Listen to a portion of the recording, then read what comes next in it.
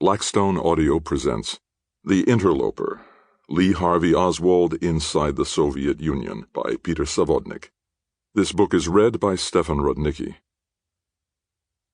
To my mother and father. Introduction. This book makes three arguments. First, that Lee Harvey Oswald acted alone in murdering John F. Kennedy.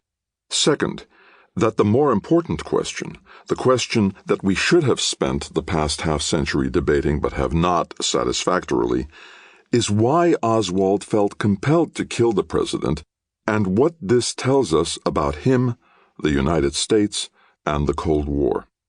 Third, that we can learn about why Oswald killed the president by examining the nearly 3 years he spent in the Soviet Union, from October 1959 to June 1962, during which time he traveled to Moscow, tried to kill himself, moved to the city of Minsk, worked at a radio and television factory, made friends, enjoyed the company of several young women, married, and became a father.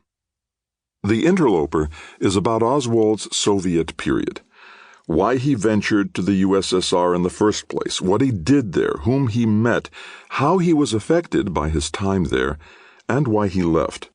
Most of the information comes from interviews I conducted with people who knew Oswald, co-workers, friends, relatives of friends, neighbors, and acquaintances, mostly in Minsk, but elsewhere as well, including the Marine Corps and Dallas.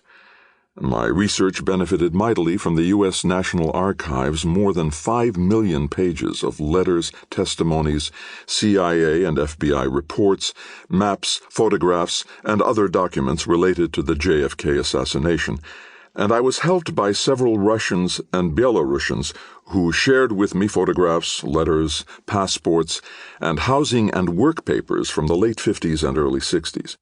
Most of this later material is newly reported, and sheds fresh light on the events leading up to the tragedy in Dallas.